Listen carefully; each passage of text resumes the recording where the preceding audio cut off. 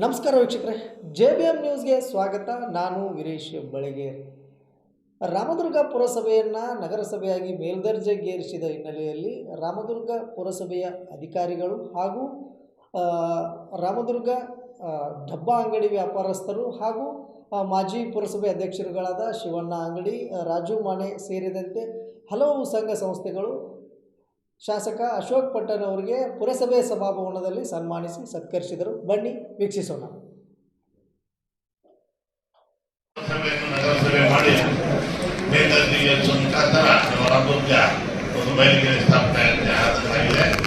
ನಾವು ಕೆಲಸ ದೊಡ್ಡದಲ್ಲ, ತಾವೆಲ್ಲ ಮುನ್ಸಿಪಾಲಿಟಿ ಮೆಂಬರ್ಸ್ಗಳು ತಾವು ವಾರ್ಡ್ ಒಳಗೆ ಕರೆಕ್ಟಾಗಿ ಕೆಲಸ ಮಾಡಿಕೊಂಡು ಶಿವಣ್ಣವರಿಗೆ ಕಸ ಯಾರು ಬರ್ತಾರೆ ಕಸ ಟೈಮ್ ಕರೆಕ್ಟಾಗಿ ಇದು ಮಾಡಿದ್ರೆ ರಾಮದುರ್ಗ ಕಸದಿಂದಾನೆ ಅರ್ಥ ಪ್ರಾಬ್ಲಮ್. ಬೆಂಗಳೂರಲ್ಲಿ ಕೂಡ ನಾವು ಭಾಳ ದೊಡ್ಡ ಫೇಸ್ ಹೋಗ್ತಾ ಇದೆ ಕಸದ್ದು. ಬೆಂಗಳೂರು ದೊಡ್ಡ ಮಾಡ್ತಾ ಇತ್ತು. ಇಲ್ಲಿ ಇವಾಗಿಂದ ರೆಡಿ ಮಾಡಿಕೊಂಡ್ರೆ ಒಂದು ಎಷ್ಟೇ ಬೆಳೆದ್ರು ಕೂಡ ಕರೆಕ್ಟಾಗಿ ಟೈಮ್ ಸರಿಯಾಗಿ ನಾನು ನಮ್ಮನೆ ನೋಡ್ತೀನಿ, ಗಾಡಿ ಹೊದ್ಕೊಂಡ್ಬರ್ತಾರೆ, ರೆಕಾರ್ಡ್ ಹಾಕೊಂಡ್ಬರ್ತಾರೆ, ಬಂದ್ಬಿಟ್ಟು ನಾವೆಲ್ಲ ಕಸ ಹಾಕಕ್ಕೆ ಅದು ನೋಡ್ಕೋಬೇಕು. ಆಮೇಲೆ ಎಲ್ಲ ಗಟಾರಕ್ಕೆ ಹಾಕಿ ಯಾವುದೇ ಹಾಕಿ ನಮ್ಮ ಮುನ್ಸಿಪಾಲಿಟಿ ಮೆಂಬರ್ಸು ಈ ಅಧಿಕಾರಿಗಳ ಜೊತೆ ಸರಿಯಾಗಿ ಬಾಂಧವ್ಯ ಇಟ್ಕೊಂಡು ಕರೆಕ್ಟಾಗಿ ಕೆಲಸ ಮಾಡಿಕೊಂಡ್ರೆ ನಮ್ಮ ರಾಮದುರ್ಗ ತಾಲೂಕು ಮುಂದೆ ಹೋಗ್ತದೆ ಅಂತ ಹೇಳಿ ನಾನು ನೆನೆಸ್ಕೊಳ್ತಾ ಇದ್ದೀನಿ. ಮತ್ತೆ ಈಗಾಗಲೇ 20 ಕೋಟಿ ತಂದು ಈಗೆಲ್ಲ ಕೆಲಸಗಳೆಲ್ಲ ಸ್ಟಾರ್ಟ್ ಆಗಿದೆ, ಎಲ್ಲ ಸ್ಟಾರ್ಟ್ ಆಗಿದೆ. ಇನ್ನೇ ಕೆಲವು ನೀವು ಅಧಿಕಾರಿಗಳು ಹೇಳ್ತಿರೋ ಮನೆ ಅವ್ರು ಹೇಳ್ಬೇಕಲ್ಲ, ನೀವು ಟೆಂಡರ್ ಕರೆದು ಕೆಲಸ ಇರ್ತಾರೆ. ಅದಕ್ಕೆ ಅವರೆಲ್ಲ ಕೆಲವು ವಾರ್ಡ್ ಮೆಂಬರ್ಸು ನಮ್ಮ ವಾರ್ಡ್ನಾಗ ಕೆಲಸನ ಇಲ್ಲ ಅಂತ ಅದೇ ನೋಡಿ ಯಾವ್ಯಾವ ವಾರ್ಡ್ನಾಗ ಏನು ಕೆಲಸ ಆಗಬೇಕು ಮತ್ತೆ ಮುಂದೆ ಮತ್ತೆ ಇನ್ನೊಂದು 10 ಕೋಟಿ ತೊಗೊಂಬರ್ತೀನಿ. ಆದಷ್ಟು ರಾಮದುರ್ಗ ಸ್ವಲ್ಪ ಚೆನ್ನಾಗಿ ನೋಡೋಕೆ ಬರೋದು ಚೆನ್ನಾಗಿ ಮಾಡ್ಬೋದು. ಆಮೇಲೆ ಇದನ್ನ ಬೀದಿ ದೀಪ ಹಾಕಿದೀವಲ್ಲ ನಡುಕ್ಕೆ ಡಿವೈಡರ್ ಇದೆಯಲ್ಲ, ನನ್ನ ಲಾಸ್ಟ್ ಭಾಳ ದಿನ ಆಯ್ತು ಡಿವೈಡರ್ ಸ್ವಲ್ಪ ಕ್ಲೀನ್ ಮಾಡಿಸಿ ಮತ್ತೆ ಪೇಂಟ್ ಮಾಡಿಸುವಂತ ಇದನ್ನೇ ಮಾಡಿಸಿಲ್ಲ. ಆಮೇಲೆ ನಾನು ಮೊನ್ನೆ ಮಸ್ಕತ್ಗೆ ಹೋದಾಗ ಆ ಕಂಪನಿಗೆ ಒಂದು ಸಣ್ಣದ ಕಮಾನ ಥರ ಮಾಡಿ ಭಾಳ ಒಳ್ಳೆ ಥರ ಡಿಸೈನ್ ಮಾಡಿದ್ದಾರೆ. ಅದು ಕೂಡ ನಾನು ಡಿಸೈನ್ ಮಾಡಿಸ್ತೀನಿ, ಭಾಳ ಚೆನ್ನಾಗಿದೆ. ಮಸ್ಕತ್ಗೆ ಹೋದಾಗ ನೋಡ್ಕೊಂಡ್ಬಂದೆ, ಭಾಳ ಚೆನ್ನಾಗಿ ಬಂದಿದೆ. ಸೇಮ್ ನಮ್ಮ ಕಂಪನಿಗೆ ನಡುಕ್ಕೆ ಒಂದು ಐಟ್ ಐತಲ್ಲ, ಅದ್ರ ಬಂದಾಗ ಇನ್ನೊಂದು ಒಂದು ಆ್ಯಂಗಲ್ ಮಾಡಿ ಹಾಕಿದ್ದಾರೆ, ಭಾಳ ಚೆನ್ನಾಗಿ ಕಾಣ್ತದೆ. ಎಲ್ಲ ಇದ್ರದ್ದು ನಾವು ಒಳ್ಳೆ ಡಿಸೈನ್ ಮಾಡಿ ಫ್ಲವರ್ ಬರೋದು ಭಾಳ ಚೆನ್ನಾಗಿ ಕಾಣ್ತಾ ಇತ್ತು. ಅದು ಕೂಡ ಫೋಟೋಗಳಿದ್ದು ಮತ್ತೆ ನಾವು ಎಲ್ಲೇ ಹೋದ್ರು ಕೂಡ ರಾಮದುರ್ಗ ಏನು ಮಾಡಿಸ್ಬೇಕಪ್ಪ ಫೋಟೋ ಇಟ್ಕೊಂಡ್ಬಿಡ್ತೀವಿ. ಫೋಟೋ ಇಟ್ಕೊಂಡು ಒಂದು ಅವೇರ್ನೆಸ್ ಇರಬೇಕು, ಒಂದು ವಿಜಯ ಇರ್ಬೇಕಲ್ಲಪ್ಪ ಹೆಂಗೆ ಮಾಡ್ಕೊಂಡು ಅಂತೇಳಿ ಅದಕ್ಕೆ ಆ ಥರ ಇಟ್ಕೊಂಡು ನಾವು ಬೇಕಾದಷ್ಟು ಮಾಡ್ಕೊಂಡ್ಬಿಡ್ತೀವಿ. ಮತ್ತೆ ಮುಂದೆ ಈ ಬಿಲ್ಡಿಂಗ್ ಕೂಡ ಹೊಸ ಬಿಲ್ಡಿಂಗ್ ಯೋಚನೆ ಮಾಡ್ತೀವಿ. ಆದರೆ ಇದು ಭಾಳ ಹಳೆ ಕಾಲದಿಂದ ಗುರುತಿಗೋಸ್ಕರ ಇಲ್ಲಿ ಕೆಲಸಿಲ್ಲ, ಇಲ್ಲಾಂದ್ರೆ ಇದರ ತರಲು ಬೇರೆ ಮಾಡಬೇಕು ಅಂತ ಇದ್ವಿ. ಆದರೆ ಹಳೆ ಬಿಲ್ಡಿಂಗು ಭಾಳ ಕಾಲದಿಂದ ಇದೆ, ಅದು ನೋಡ್ಕೊಂಡು ಅಂತ ಹೇಳಿ ಒಂದು ನಾನು ಇದು ಮಾಡಿದ್ವಿ. ಏನಪ್ಪ ಇದ್ದಾರೆ ಅವ್ರ ಮನೆ ಕೆಲಸ ಮನೆ ಕೇಳಿದ್ರು, ಮನೆ ಭಾಳ ತೊಂದರೆ ಇದೆ ಅಂತ ಕಾಣಿಸುತ್ತೆ. ಮನೆ ಮಾಡ್ತಾರೆ, ಮನೆಗಳೇ ಹೇಳ್ಬಿಟ್ಟ, ಮನೆ ಕೊಟ್ಟಿಲ್ಲ ಸರ್, ಮನೆ ಕೊಟ್ಟಿಲ್ಲ ಅದ್ರಪ್ಪ ಕರೆಕ್ಟ್ ಅದಾಯ್ತು.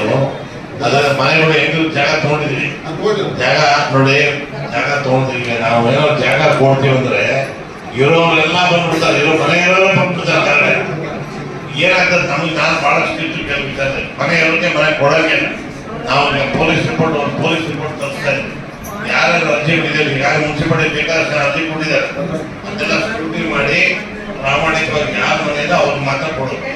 ಆ ಪಕ್ಷ ಈ ಪಕ್ಷ ಅಂತ ಏನಿಲ್ಲ, ಬಡವರೇ ಜವಾಬ್ದಾರಿ ಕೊಡ್ತಾರೆ ನಮ್ಮದು. ಅದರಿಂದ ಯಾರ ಮನೆ ಇಲ್ಲೋ ಕರೆಕ್ಟ್ ಐಡೆಂಟಿಫಿಕೇಶನ್ ಮಾಡಿ, ಈಗ 6 ಎಕರೆ ಎಷ್ಟು ಮನೆ ಆಗ್ತದೆ ಅಂದಾಜು ಯಾವ ಮೆಜರ್ಮೆಂಟ್ ಮಾಡಬೇಕು ಅಂತ ಒಂದು ಐಡಿಯಾ ಶಿಫಾರಸ್ ಮಾಡಿದ್ರೆ ಮನೆ ಇದ್ದವ್ರು ಶಿಫಾರಸ್ ಮಾಡೋದು.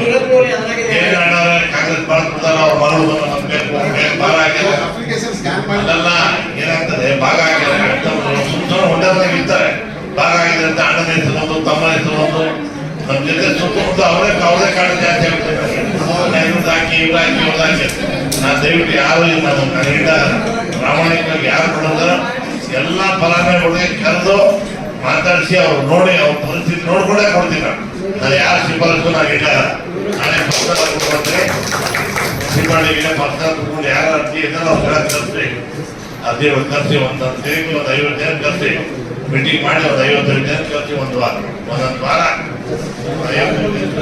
ವಾರಕ್ಕೊಂದಿನ ಮೀಟಿಂಗ್ ಮಾಡಿಸಿ ಯಾರು ಕರೆಕ್ಟ್ ಆಗಂತ ಅವ್ರಲ್ಲಿ ಲೆಕ್ಕ ತಗೊಂಡು ಪಕ್ಕ ಮಾಡಿ ಅದನ್ನ ಮಾಡಿ ಪ್ರಾಮಾಣಿಕ ಮಾಡಿದ್ರೆ ಅದೊಂದು ಹಂತ ಬರುತ್ತೆ ಅಂತ ನನಗೆ ಅನಿಸಿಕೆ. ಹಾಗೆ ಮತ್ತೆ ಬೇರೆ ಬೇರೆ ಕೆಲಸಗಳು ಏನಿದೆ ಅಭಿವೃದ್ಧಿ ಮಾಡಿಕೊಡೋದು. ನಾನು ಒಬ್ಬನೇ ಮಾಡೋಕ್ಕಲ್ಲ, ನಾವೆಲ್ಲ ಸಹಕಾರ ಮಾಡ್ಬೋದು. ಪತ್ರಿಕಾ ಸ್ನೇಹಿತರು ಕೂಡ ಇದ್ದಾರೆ, ಅವ್ರಿಗೂ ಕೂಡ ಹೇಳ್ತೀನಿ ಅಭಿವೃದ್ಧಿ ಕೂಡ ನಾವೇನಾದ್ರು ತಪ್ಪು ಮಾಡಿದ್ರೆ ದಯವಿಟ್ಟು ತಾವೆಲ್ಲ ಪೇಪರಲ್ಲಿ ಬಂದು ನಮ್ಗೆ ಅವೇರ್ನೆಸ್ ಕೊಡೋದು ಮಾಡಿ. ನಾನು ಇದೇ ಪದೇ ಹೋಗಬೇಕು ಅಂತ ನಾನು ಹೇಳಲ್ಲ. ನಾವೇನಾದ್ರು ತಪ್ಪು ಮಾಡಿದ್ರೆ ತಪ್ಪನ್ನ ತಿಳ್ಕೊಳ್ಬೇಕು ಅಂತಂದ್ರೆ ನೀವು ಯಾವ ಪತ್ರಕರ್ತವ್ರು ನಾವು ತಿಳ್ಕೊತೀವಿ, ತಿಳ್ಕೊಂಡು ಮತ್ತೆ ಅಭಿವೃದ್ಧಿ ಮಾಡೋಕ್ಕೆ ನಾವು ಗಮನ ಕೊಡ್ತೀವಿ. ಇಷ್ಟೇ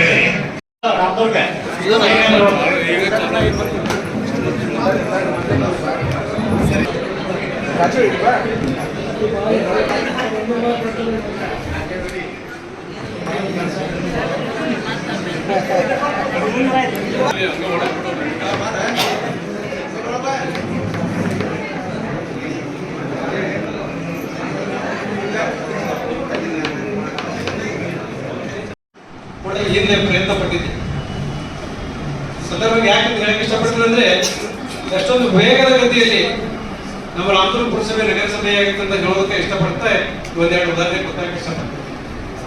ಸುಮಾರು 2 ಬಾರಿ ನಾನು ಪ್ರಯತ್ನ ಮಾಡಿದ್ದೆ. ಯಾಕಂದ್ರೆ ಒಂದು ಸ್ಥಳೀಯ ಸಂಸ್ಥೆ ಮೇಲ್ದರ್ಜೆಗೆ ಇರಬೇಕಾದ್ರೆ ಸರ್ಕಾರದ ಮಾನದಂಡಗಳು, ಆ ಮಾನದಂಡಗಳನ್ನ ಸುಮಾರು ಒಂದು 3 ರಿಂದ 4 ಹಂತಗಳಿಗೆ ಪರಿಶೀಲನೆ ಮಾಡ್ಕೊಡ್ತೀವಿ. ಈ ಪರಿಶೀಲನೆ ಮಾಡಬೇಕಾದ್ರೆ ಸುಮಾರು ಒಂದು 4 ರಿಂದ 5 ತಿಂಗಳು. ನಾನು ಇವತ್ತು ಕಳಿಸ್ಬಿಟ್ರೆ ನಾಳೆಗೆ ಆಗಲ್ಲ ಸರ್. ಈ ಮಾನದಂಡಗಳನ್ನ ವೆರಿಫಿಕೇಶನ್ ಮಾಡಬೇಕು. ವೆರಿಫಿಕೇಶನ್ ಮಾಡಿ ಅದು 5 ಗುರುತಿಸಬೇಕು. ಆ ಪ್ರಕಾರ ಪ್ರಸ್ತಾವನೆ ನಾವು ಪುರಸಭೆ ಕೊಟ್ಟಾರಿಲ್ಲ ಅಂತ ಚೆಕ್ ಮಾಡಬೇಕು. ಅದಕ್ಕೆ ಸುಮಾರು ಒಂದು 4-5 ತಂಡಗಳಿದಾವೆ. ಆರೆಲ್ಲ ಪರಿಶೀಲನೆ ಮಾಡಿ ಕೊನೆ ಅಂತ ಕ್ಯಾಬಿನೆಟ್ಗೆ ಬಿಡುಗಡೆ ಆಗ್ತದೆ. ಈ ಹಂತದಲ್ಲಿ ಹೇಳಕ್ ಇಷ್ಟಪಡೋದೇನಂದ್ರೆ ಸಾಹೇಬರು ನಮಗೆ ಇನ್ಸ್ಟ್ರಕ್ಷನ್ ಕೊಟ್ಟರು, ಇಲ್ಲ ಕೊಡೋದು ಚೀಫ್ ನನಗೆ ಗೊತ್ತಿಲ್ಲ, ನಮ್ಮ ರಾಮದುರ್ಗ ನಗರಸಭೆ ಆಗಲೇಬೇಕು. ಏನ್ ಮಾಡಿ ಅದಕ್ಕೆ ಏನು ಸರ್ಕಾರ ಮಾಡ್ಬೇಕು ಏನದ ಅದನ್ನ ಇಮಿಡಿಯೇಟ್ ನೀವು ಮಾಡಬೇಕು. ಮಾಡಿ ಅಷ್ಟೊತ್ತಿದ್ರು ಸರ್ಕಾರ ಪ್ರಶ್ನೆ ಮಾಡ್ಕೊಳ್ಬೇಕು. ಒಂದ್ಸಲ ಸರ್ಕಾರ ಬಂದ್ರೆ ಅದು ನನ್ನ ಕೆಲಸ. ಸರ್ಕಾರ ಬರೋ ಮಟ್ಟ ನಿಯಮದ ಪ್ರಕಾರ ನೀವು ಪ್ರಪೋಸಲ್ ಕಳಿಸೋದು ಸರ್ಕಾರಕ್ಕೆ ಬಂದಿದ್ದು ನನ್ನ ಕೆಲಸ. ಆಮೇಲೆ ನಾನು ಕೇಳೋದು ಸುಮಾರು ನನ್ನ ಹಿಂದಿನ ಎಕ್ಸ್ಪೀರಿಯನ್ಸ್ ಹೇಳಿದ ಪ್ರಕಾರ ನಾವು ಪ್ರಾಪ್ತಿ 9 ಲಕ್ಷ ಕೊಟ್ಟು ತಗೋಬೇಕಲ್ವ ಆಸ್ತಿ ಅರ್ಥ ಇರ್ತಾವ. ಇದಕ್ಕೆ 9 ಲಕ್ಷ ಕೊಟ್ಟು ತಗೋಬೇಕಲ್ಲ ನಾವು ಆಸ್ತಿ. ಅದನ್ನ ಇಮಿಡಿಯೇಟ್ ಆಗಿ ಜೋರ ಸೋದರಕ್ಕೆ ಒಂದು ಇಮಿಡಿಯೇಟ್ ಕಮಿಟಿ ಮಾಡ್ಕೊಂಡು ಅದನ್ನ ಇಮಿಡಿಯೇಟ್ ಆಗಿ 15 ಯಾಕಂದ್ರೆ ನಾವು ಎಲ್ಲಿಂದ ಜೀವ ತಗೊಂಡ್ಬಂದ್ವಿ ಅಂದ್ರೆ ಗೋಕಾಕ ಜೀವ ತಗೊಂಡ್ವಿ. ಗೋಕಾಕ ಜೀವ ತಗೊಂಡ್ಬಂದ ನಮ್ಗೆ ಎಷ್ಟೊಂದು 15 ಲಕ್ಷಕ್ಕೆ ನಮ್ಗೆ ಡಿವೈಡ್ ಮಾಡಿಕೊಟ್ರು. 15 ಲಕ್ಷಕ್ಕೆ ಎಕರೆ ತಗೊಳ್ಳುವಂತ ಅವಧಿ ಮಾಡಿಕೊಟ್ಟ 6 ಎಕರೆ ಜಾಗ ತಗೊಂಡಿಟ್ಟಿದ್ದೆ ಸರ್. ಅದು 6 ಎಕರೆ ಜಾಗದಾಗ 6 ಎಕರೆ ಕೊಡಲಿ ಸುಮಾರು 20 ವರ್ಷ ಮ್ಯಾಗ ಸರ್. ಯಾರಿಗೂ ಬಲಿ ಕೊಟ್ಟಿಲ್ಲ. ಇವತ್ತಿಂದ ಅಂದೋಲಿಂದ ತಾಲೂಕಿನ ಬಲಿ ಕೊಟ್ಟಿದ್ದು ಯಾರಿಗೂ ಕೊಟ್ಟಿಲ್ಲ ಸರ್. ಆಶ್ರಯವನ್ನು ಇವತ್ತು ಕೊಟ್ಟು ಆಗಿರ್ತಾರೆ. 20 ವರ್ಷ ಜಾಗ ತಗೊಳ್ಳೋದು ರೆಡಿ ಆಯ್ತದ. ಹಳೆ ರೆಡಿ ಸ್ವಲ್ಪ ಬಗ್ಗಟ್ಟು ಬರ್ಬೋದು ಮುದ್ದಿದ್ದೆ ಮಾತಾಡಲ್ಲ.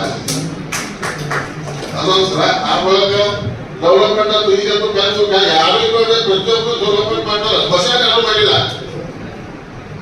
ಬಸ್ಸಾಗ ಮಾಡಿಲ್ಲ. ಬಸ್ಸಾಗ ಹೋಗಿ ನೋಡ್ರಿ ಅಲ್ಲಿ ಕೂತ್ ಎರಡು ಹೊರಗೆ ಕಳ್ಸಾಗೋದು. ಆ ತರ ಸ್ಪೆಷಲ್ ಡೆವಲಪ್ಮೆಂಟ್ ಆಗಿ ಸ್ಪೆಷಲ್ ಡೆವಲಪ್ಮೆಂಟ್ ಮಾತಾಡ್ತಾರೆ. ನಾವು ಇನ್ನೊಂದು ಒಳಗೆ ಸಿಕ್ಕಾಗ 90 ಲಕ್ಷ ರೂಪಾಯಿ ಎಲ್ಲ ಸ್ಪೆಷಲ್ ಕಂಟ್ರೋಲ್ ಮಾಡಿಬಿಟ್ಟಾರೆ. ಅದಕ್ಕೆ ಸಾಹೇಬರಿಗೆ ಏನ್ ಹೇಳಿದ್ರು ಅವ್ರ ಡಿಸ್ಟ್ರಿಕ್ಟ್ ಯಾರು ಇಲ್ಲ. ನಮ್ಮ ರಾಜ್ಯದಾಗ ಆಗ್ತೀವಿ, ನಮ್ಮ ಜಿಲ್ಲೆದಾಗ ಆಗ್ತೀವಿ. ತಾಲೂಕಿನ ಬಗ್ಗೆ ಟಪಾಲ್ ಗೌರವ ಹೊಂದಿಸಿ ಆ ಡೆವಲಪ್ಮೆಂಟ್ ಡಿಸ್ಟ್ರಿಕ್ಟ್ ಕರ್ಕೊಂಡ ನನಗೆ ಮಾತಾಡಕ್ಕೆ ಅವಕಾಶ ಮಾಡಿಕೊಟ್ಟ.